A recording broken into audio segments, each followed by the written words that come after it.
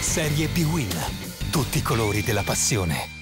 Diluvio universale sullo stadio Ezio Scida per Crotone Ascoli, valevole per la 30ª giornata in Serie B-Win. Il terreno di gioco dell'impianto pitagorico sembra ben oltre i limiti della praticabilità, eppure l'arbitro Tommasi di Bassano del Grappa prova a far giocare ugualmente le due squadre. Un tentativo che dura poco meno di 6 minuti, poi il fischietto veneto è costretto a farsi riconsegnare il pallone inequivocabile. Questo replay con la scivolata nel pantano dell'ascolano Moretti. Prova per 2 volte Tommasi a far rimbalzare il pallone sul terreno di gioco, nessuna risposta, match rinviato, match che riprende esattamente un mese dopo, in una situazione critica di classifica per Crotone e per Ascoli. È un autentico spareggio salvezza con i marchigiani di Castori, terzultimi, reduci da 2 sconfitte consecutive con il fardello di un altro deferimento per irregolarità amministrative.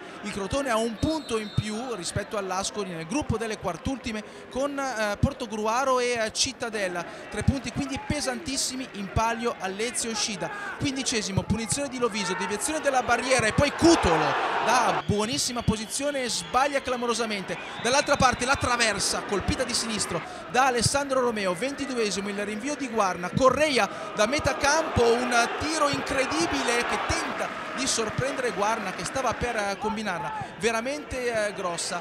23esimo, Cutolo in evidenza a sinistro, alto sopra la traversa, vuole farsi perdonare Agnello Cutolo l'erroraccio in occasione dell'opportunità alla 15esimo. 40esimo, Giuric per Eramo, la fuga dell'ex barese, superato Feksesin, superato Faisca, superato anche Guarna il pallonetto, super gol di Mirko Eramo, Crotone in vantaggio al 40esimo minuto, prima segnatura in carriera in Serie B-Win per il centrocampista di Acquaviva delle Fonti, un gol clamoroso per bellezza e per importanza. Superato Feksesin, Faisca non vuole commettere fallo e alla fine Eramo supera in pallonetto Guarna per l'1-0 a favore del Crotone. Nervosismo in campo, fallo di Ciofani, Menichini va in campo per protestare, il difensore dell'Ascoli viene ammonito, l'allenatore del Crotone a termine di regolamento viene espulso dal signor Tommasi.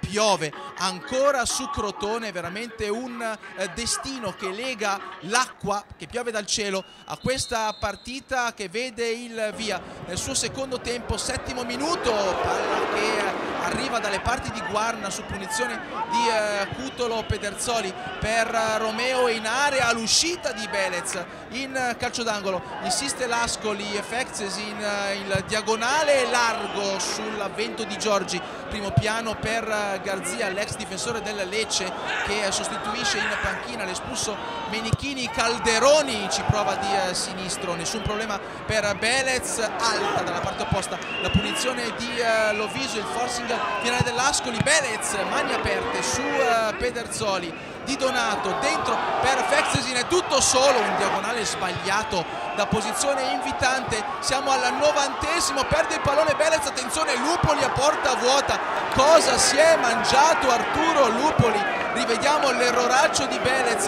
il pasticcio del Crotone, ma Lupoli non ne approfitta per pareggiare. Finisce con la vittoria del Crotone sull'Ascoli 1-0, 3 punti pesantissimi per i pitagorici.